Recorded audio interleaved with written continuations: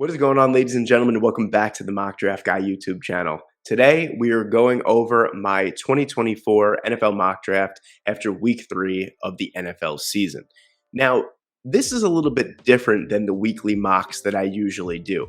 At least this year so far, throughout the first 2 weeks, I've done my own draft order, but I thought that this draft order was very, very interesting. The actual draft order throughout 3 weeks of the NFL season. It's given us a little bit of shape to what I think we're going to see in April. Of course, there are some teams that are too low. Of course, there are some teams that are way too high.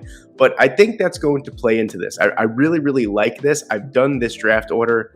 I've done a mock on this draft order in my own time about 3 or 4 times, and I really like the way that this one came out. So I decided to bring this one to you this week. And not only that, for the first time ever throughout these weekly mocks, I'm doing trades.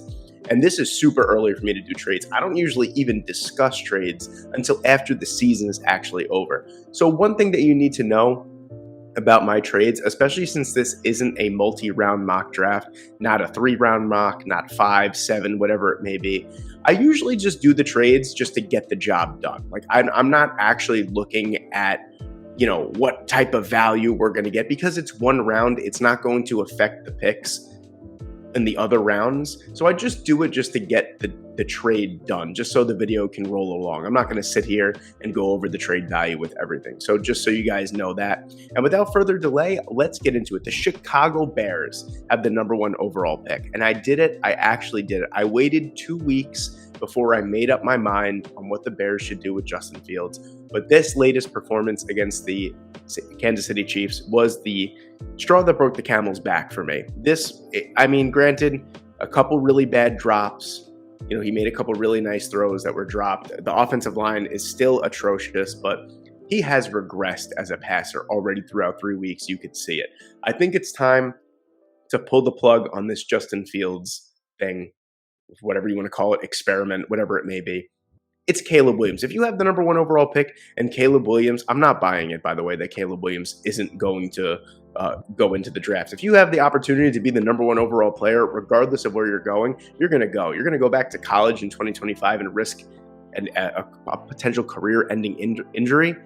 You're not going to do it. Caleb Williams is going to be the #1 overall pick, regardless of really who picks at #1. And it just so happens to be the Chicago Bears, and they get their new and hopefully first franchise quarterback probably ever, let's be honest with you. So Caleb Williams is the pick here for me at #1. #2, I'm already making a trade. Denver, I'm only moving back 1 spot with Minnesota. But let me just say this before I actually trade the pick. I really am not sold on Denver taking a quarterback. They are on the hook for, I believe it's close to $90 million over the next couple years after this year with Russell Wilson. They're not going to get really anything for him at this point. His trade value is so low, you might as well just keep him, especially if you're going to be paying the majority of that salary. I think Denver is, I don't want to say stuck, because early on throughout 3 weeks, Russell Wilson has not been the problem in Denver. I think we could easily say that that is true. He has not been the problem throughout 3 weeks. He has actually looked a lot like his old self throughout 3 weeks. But after this 70-point debacle, we could firmly say that Russell Wilson is not the reason why this team is 0-3. But I think that they are going to move back a spot. I think Minnesota is so worried that Denver is going to be taking a quarterback at #2 overall. Caleb Williams is already gone. I don't think, even though it's 2 spots in this mock draft, I don't think Minnesota is willing to give up the draft capital with a division rival to get Caleb Williams. And I don't think Chicago would let that happen, even if they throw the kitchen sink at them.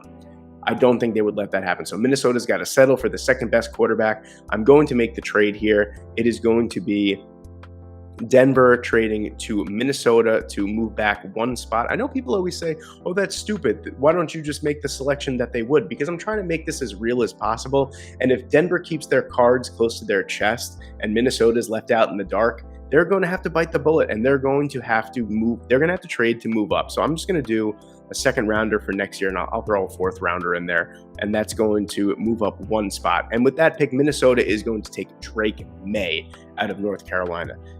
And maybe in a lot of other draft classes, Drake May would be number one. Caleb Williams is just ridiculous. But Drake May is the prototypical modern day mobile quarterback, 6'5", 225 pounds, an absolute cannon of an arm, has some incredible deep ball accuracy. I think this would be a perfect plug and play starter from day one if you're Minnesota. This is the second best thing that you can get to Caleb Williams as a day one starter after Kirk Cousins. So it's going to be Drake May for me here at number 2. Number 3, Denver. Interesting way to go here. I'm going to go with Ola Fashanu. The offensive line, even though they've made some signings and it looks to be improved, it still really isn't. Garrett Bowles is also someone that, I don't think wants to be in Denver anymore. And I actually don't know off the top of my head if he is a free agent after this year, but if he is, he's probably going to sign somewhere else. If he's not, they'll either cut or trade him. You got to start over. They need a brand new left tackle. And Ola Fashanu is by far not only the best tackle in this draft class, but I believe he was the best tackle in last draft class as well. So Ola Fashanu is going to be the pick here. I was thinking Kool-Aid McKinstry, maybe a little too early to take a corner, especially since this isn't the cornerback class that we've seen from 2023 or 2022. And maybe a little too early for Jared Verse or Drazon Newton. So I'm going to go with one of the other most overdrafted positions in the NFL, and that is tackle. But Ola Fashanu is legit, and this would be an excellent pick here. Number 4, I know people are going to say, I can't believe you let Denver pass up on Marvin Harrison Jr. You're trying to create a narrative to get Chicago to get Caleb Williams and Marvin Harrison Jr. No, that's not the case at all. I'm trying to think smart. Do I want Marvin Harrison Jr. to go to Denver? I mean, I think that in the real world, I think they'd rather have a stud generational wide receiver than a pretty awesome tackle, but you also need time to throw the ball too, to get it to someone. So they need an offensive lineman. This is pretty simple for me. Even though the offensive line is trash still in Chicago, you can't pass up on pairing a generational quarterback prospect with a generational wide receiver prospect. And Marvin Harrison Jr. might be the best wide receiver prospect we've ever seen. So I'm going to go with Marvin Harrison Jr. here at number 4. I saw 2 there. At number 5, another thing here. I'm thinking corner for the Chargers. Kool-Aid McKinstry is here. Kalen King is someone that I like as well. Could go offensive line, defensive line, but I'm going to go with something that's probably unpopular. I'm going to go with a tight end. If Brock Bowers is here, I'm not passing up the opportunity, regardless of what my secondary looks like. With the aging weapons that we have, Mike Williams might have just taken his last snap as a LA Charger. That leaves Keenan Allen, Quentin Johnston, Joshua Palmer, got Darius Davis, guys like that. You need a safety blanket. I'm not passing up the opportunity to have Brock Bowers play with Justin Herbert. That's going to be the pick for me at number 5.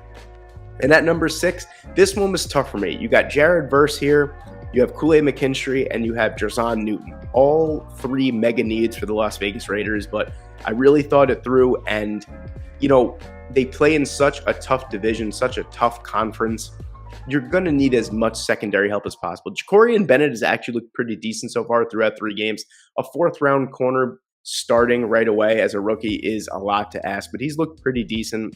Nate Hobbs has made some nice plays as well, but cornerback is a completely volatile position where you're going to need as much talent as possible. So I'm going to go with Kool-Aid McKinstry. Even though it's a really thin cornerback class, in my opinion, McKinstry would be probably like cornerback 3, like 2 or 3 or from last year, I would say. So Kool-Aid's going to be the pick here for me at number 6. And this makes it super easy for me. Arizona at pick number 7. They need, even though their pass rush has actually been pretty good so far throughout 3 weeks, they are in desperate need of a 3-tech. And there's no one that fits that mold better in this draft class than Drazon Newton. I just did a player profile on him this past weekend. Go check that out if you haven't. He is unbelievable. To me, he is the closest thing that we are getting to the next Aaron Donald. I know that's really, really high praise, but I really think that is the case. I like Drazon Newton a lot. I think this is one of the most ideal fits that he could be in. Tennessee at number 8 was tough. With Joe Alt still on the board, with some of these wide receivers on the board, cornerback as well, I'm going to go with Dallas Turner. I really think rush linebacker is a big need for the Tennessee Titans. They aren't generating as much pressure as they have in past years. I know it's super early as well, don't get me wrong.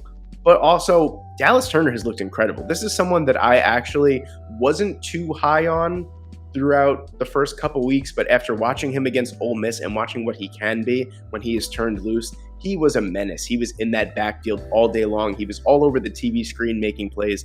He was absolutely tremendous. And if that's the Dallas Turner that we're going to get, then sign me up for that. I'm going to take Dallas Turner here at number 8. And then unfamiliar territory recently for the Cincinnati Bengals, sitting at pick number 9. I'm going to go with a little bit of an outlier here. I'm going to take Keon Coleman from Florida State. This pick I love because right away you're pairing Jamar Chase with someone who's 6'4", 215 pounds, can run. You're already getting a T. Higgins replacement because I'll be honest with you, I really don't think that he's going to re-sign. And also Tyler Boyd is a free agent, so wide receiver is a much bigger need than people think it is in Cincinnati. I think Coleman has the potential to be a better version of T. Higgins. Now, obviously, Jamar Chase is still super young. He's still amazingly talented. Pairing those two guys together is a match made in heaven for Joe Burrow. You're going to need to replace these weapons. You gave so much money to Joe Burrow that you're not going to be able to pay all these players. So T. Higgins might be an unfortunate casualty of the Joe Burrow contract. And I think they replace him with someone as dynamic and incredible as Keon Coleman. He's my clear-cut wide receiver number 2. Some people have issues with that, and I don't really understand it. If you've watched him play, you'll know exactly what I'm talking about. Pick number 10, the Jacksonville Jaguars find themselves in the top 10 yet again. Very, very surprising throughout 3 weeks of the season. But I think secondary is a real need for them. Tyson Campbell is awesome. Darius Williams has played well in the slot. I still think they just need another cornerback to really kind of, I don't want to say perfect the trio, but they need another cornerback. Like I just said, cornerback is such a volatile position. I would add cornerback after cornerback. Same thing with wide receiver. Same thing with offensive line, defensive end, stuff like that. Those money positions, you need to add as much talent as possible. And the cornerback room just isn't getting it done so far. Kalen King is someone that I think is tremendous. I've said it a bunch of times before. I'll say it again. He was the one that was actually producing the numbers while Joey Porter Jr. was getting all the hype. Not to take anything away from JPJ. I think he is incredible. But Kalen King is almost as good in his own right. So I like Kalen King to Jacksonville here to kind of complete that secondary for now. And then you have my New York Jets at pick number 11. And I mean, this is as clear-cut as day. If this player is still on the board at number 11 for the New York Jets, you run that card up to the podium. Joe Alt is the pick for me. They desperately need offensive line help. It's a no-brainer. Now, with that being said, Joe Alt is gone. I think New England in a classic trade-down spot right here. And I'm going to go with a little bit of a shocker. I'm going to trade this New England pick to the, if I can find them, Buffalo Bills. I really think this is, a lot of people might not agree with this, and to be honest with you, I really could care less. I think that the Buffalo Bills are desperately in need of a wide receiver. We have no idea from a weekly basis what's going on with Stephon Diggs. Gabe Davis is a free agent and will probably command a lot more money than Buffalo is willing to spend. Trent Sherfield also is a free agent if anyone cares. And that just leaves Josh Allen with a whole lot of nothing. I need a insurance plan in case Stephon Diggs wants to be traded and Gabe Davis leaves in free agency. I'm going with Rome Odunze here from Washington. This guy is so dynamic. I don't understand it. I don't even know how he's ranked 26th here because he is clearly my wide receiver 3. It's very close between Keon Coleman and Rome Odunze here. This guy is so dynamic for his size. He is just a guy that you could put anywhere in the formation and he's going to make plays happen. I think this would become, if Stephon Diggs decides to leave, even if he doesn't, he might be Josh Allen's new best friend. So I think with a lot of wide receiver needy teams coming up in Arizona, the Giants, the Saints, maybe even the Bucks, I think it's smart for the Buffalo Bills to trade up and get their man. And even though it's an interdivisional trade, the New England Patriots are never shy away from trading down. So I'm going to go with Rome Odunze here for Buffalo. Arizona at number 13, call me crazy, but I think that this is another defensive line pick here. And if Jared Verse is still here, you just got your 3 tech of the future. You have BJ Ojulari, you have Zaven Collins, who's playing a little bit of defensive end as well. You go and get another one with Jared Verse. This would be amazing. all those young players on the defensive line, then you really got something for Jonathan Gannon to really implement his 4-3 defense in. Call me crazy, I'm going with Jared Verse here. And the other reason I did this reverse, no pun intended, is I don't think Jerzon Newton makes it to pick number 13, but I think there's a scenario, even with Jared Verse being as good as he is, for the board to fall like this. I think Jared Verse could fall to Arizona, and if he's there at 13, you kind of have to pick him. The New York Giants are pick number 14 here. Pretty simple. Emeka Egbuka is still on the board here, so I know that they have Wan'Dale Robinson in the slot. I know, I get it, but Emeka Egbuka is someone that is way better than Wan'Dale Robinson. I'll just say that. And he could easily become the wide receiver one in New York. They desperately need another pass-catching option. It is just so sad to watch Daniel Jones back there operate and throw the ball to Isaiah Hodgins, throw to Paris Campbell. I mean, Paris Campbell the other week had like 7 catches for like 30 yards. That's terrible. They need someone that will add some explosiveness to this offense. And I know they have Jalen Hyatt, but they haven't really thrown the ball to him that much. So you need another wide receiver, and Emeka Egbuka is the guy for me here at pick number 14. The Rams at pick number 15, I think it was pretty clear on Monday Night Football. The offensive line needs help. Now, I'm not sure, correct me if I'm wrong, but I'm pretty sure I saw Joseph Noteboom taking snaps at guard. So the fact that you're paying him a salary to play tackle and he's playing guard is not a good sign. It could be from injury. I don't know. I kind of came in a little bit late, but I do remember seeing a play where he was playing the inside, and I was like, that's kind of strange. Be that as it may, I still think tackle is a big need. They got ragdolled by the Cincinnati Bengals front seven on Monday Night Football, and they desperately need an offensive line upgrade. J.C. Latham, 6'6", 360 pounds. He's an absolute unit. That's exactly who I want. Whoever it may be, Stenson Bennett, who's also an old quarterback, or Matthew Stafford, or maybe even a young quarterback at this point. That's who I want protecting my quarterback's blind side. Someone, a mountain of a man that's incredibly strong and incredibly agile for his size. So I'm going J.C. Latham there. At number 16, you have the New Orleans Saints. Now, I think that this is, even with some of these guys, some of these wide receivers on the board right here, you got Malik Neighbors, Xavier Worthy, Johnny Wilson, Troy Franklin, who is rising up that draft board. I'm going to go with a safety. They really need to upgrade the safety position. It's getting old, it's getting injured, it's getting suspended.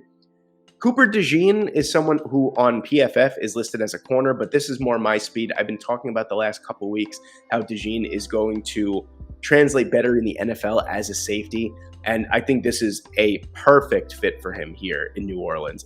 For me, with this pick, it would either be Cameron Kinchins or it would be Cooper DeJean, but since DeJean is still here, and I think that he is the best safety prospect in this class, I think that's a perfect fit.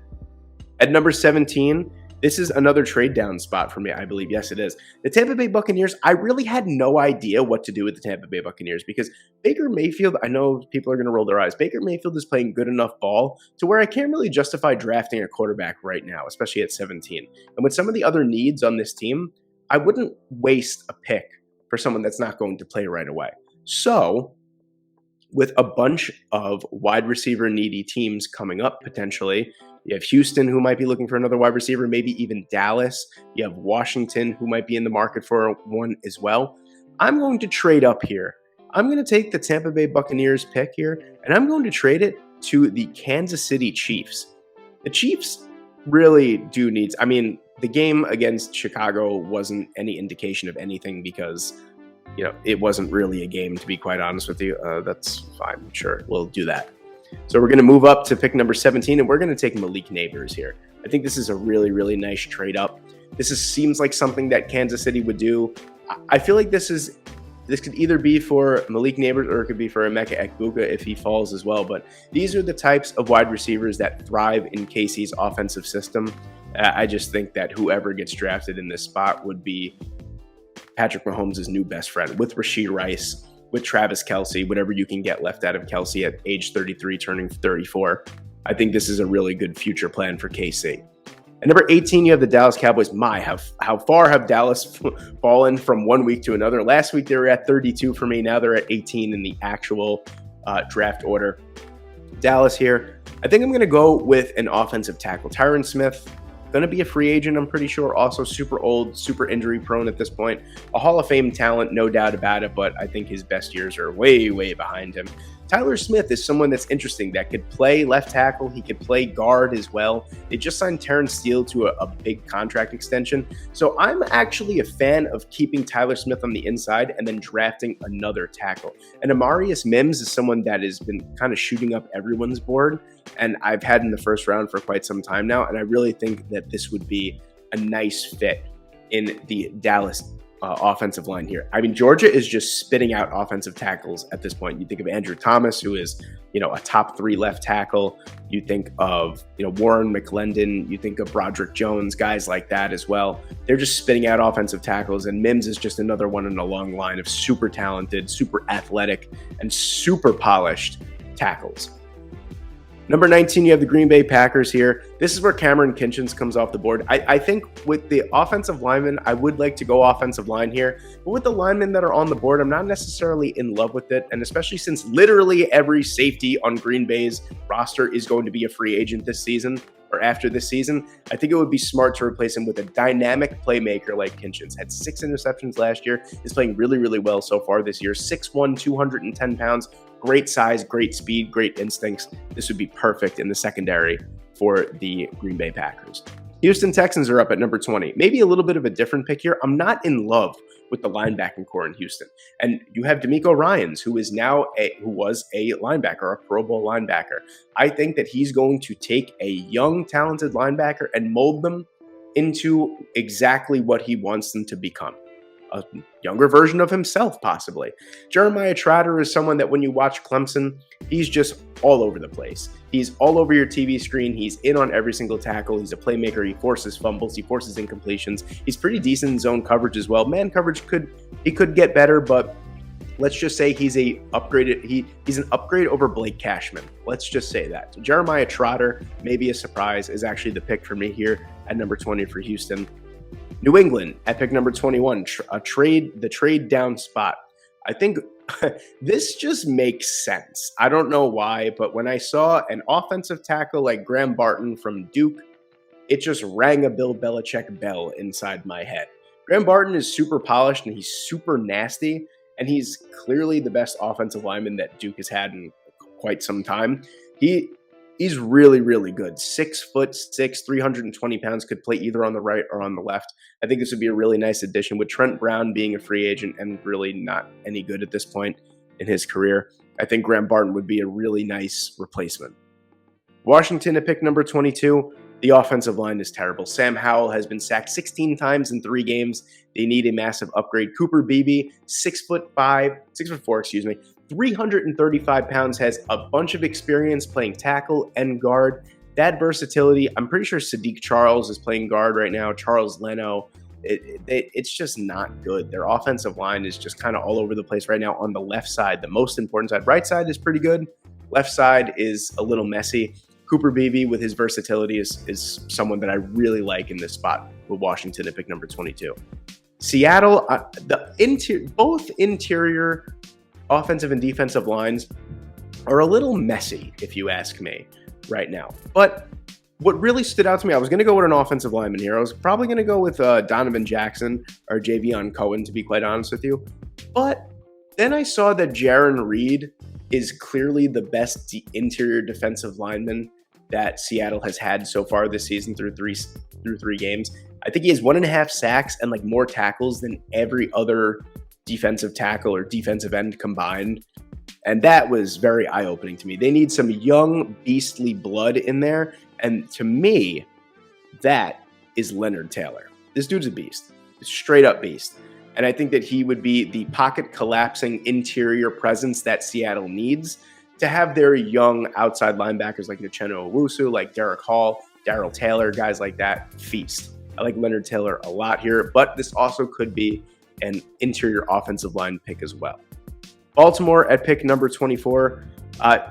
They need an upgrade in the secondary for sure. I was going to go with Mason Smith or Chris Jenkins. Last week, I went with Chris Jenkins.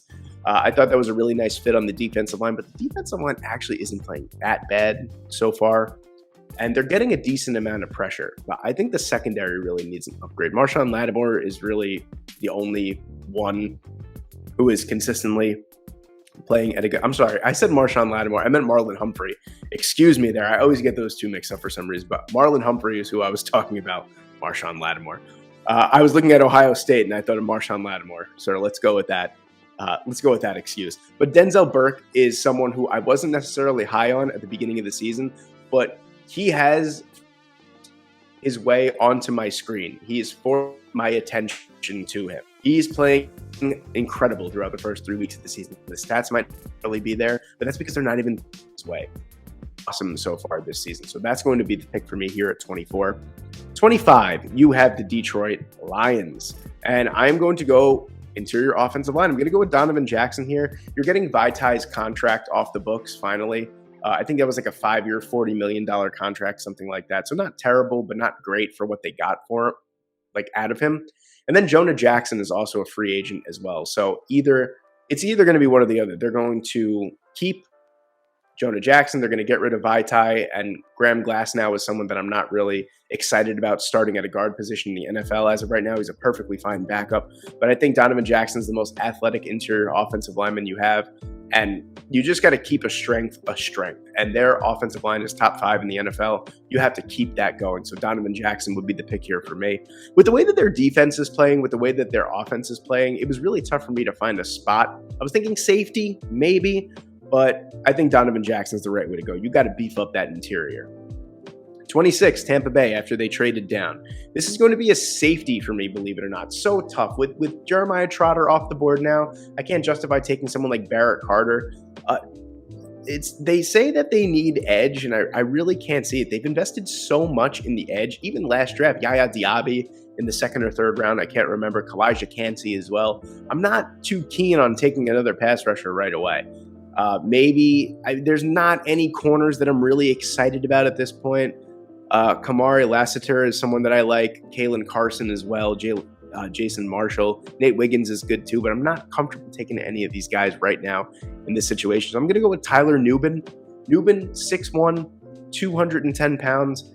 Incredible athlete, incredible instincts, incredible ball hawk as well. And don't forget, Antoine Winfield Jr. is a free agent. So is Ryan Neal. I don't know if these guys are going to be keen on coming back. And even if they are, get someone, Antoine Winfield Jr. is still young, but get someone in there that's an absolute playmaker on the back. Tyler Nubin is sensational. If you haven't watched him yet, please turn on a Minnesota game or watch some tape.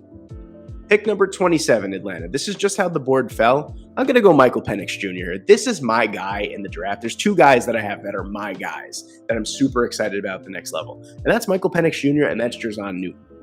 But Michael Penix Jr. for me has got it. And I think that Atlanta is literally a quarterback away from being a very legitimate contender in the NFC. 1 offseason and 1 quarterback away. Desmond Ridder is just not it. That Detroit game was evident enough that Desmond Ridder just is not someone that you could rely on to win a football game with his arm. Maybe he'll do it every once in a while, but that's not someone that I'm comfortable with down 7 with 2 minutes left running a 2-minute drill and completely having the ball on his shoulder.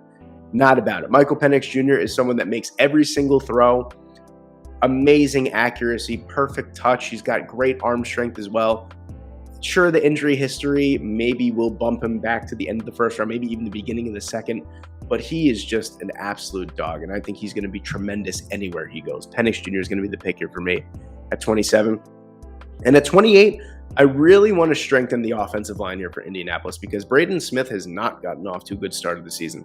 So Kingsley Suamatia is a player that I like here, but I don't love because I would rather keep Smith on the outside than move him in and then get rid of Will Fries, but I'm going to pass on offensive line right now only because it's a deeper class than usual, I feel like. You got guys like Zion Nelson down the board, Javon Foster as well.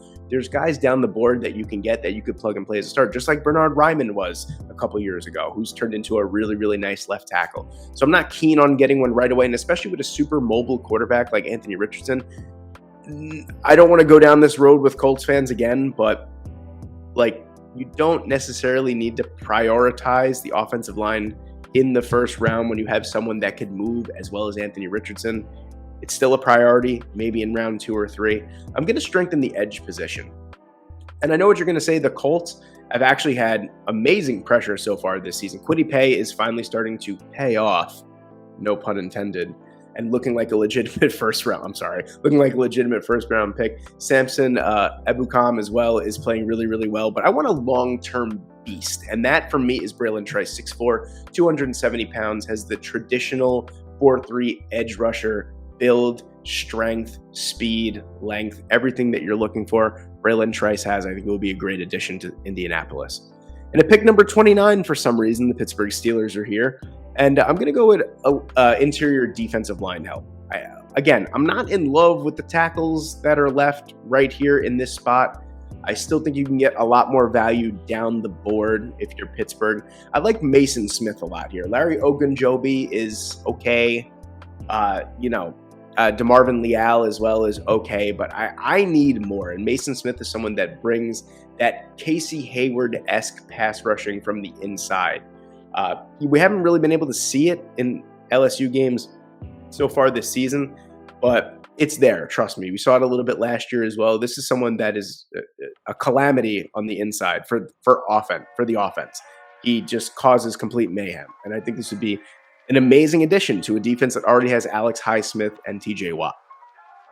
At 29, you have the Philadelphia Eagles, and I'm taking Latu here.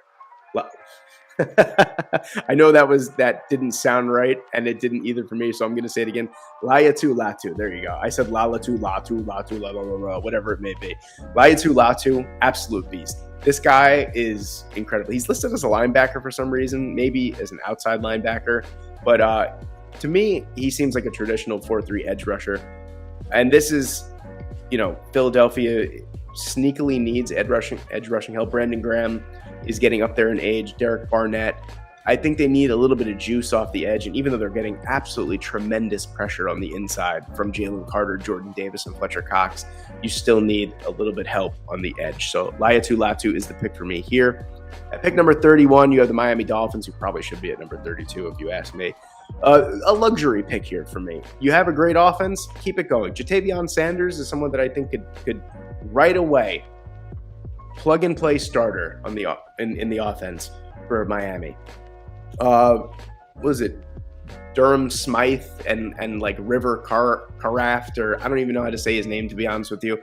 Very strange first names for tight ends in Miami, but I think Jatavion Sanders offers elite athleticism, 6'4", 245, 250 pounds around that. He's going to be more of a receiving tight end than anything, but imagine adding that to an offense that already has Devon Achane, Raheem Mostert, who ran for a combined 8 touchdowns, Tyreek Hill, Jalen Waddle. I mean, it would just be absolutely ridiculous. You're making a strength even stronger. And then at pick number 32 here, absolutely, I'm going to go offensive line. Kingsley Suamatia is still here, and that is going to be my pick. Pretty straightforward. Cole Mitchkovitz, or whatever his name is not doing well so far this season, and I think an upgrade is massively needed. And this guy is an absolute freak. Athletically, he's a freak. I can't wait to see what his RAS score is going to be at the NFL Combine, because this guy is a monster for 330 pounds and 6'6". So that'll be my pick there at 32. And just like that, ladies and gentlemen, there you have it. There is my 2024 NFL mock draft after week 3 of the NFL season. If you enjoyed, please leave a like, please leave a comment, and please subscribe to the channel. I'm trying to hit 10,000 subscribers before the 2024 NFL draft, and with your help, we could certainly make that dream a reality. Thank you guys so much for watching today. I hope you enjoyed, and I hope I see you in the next one.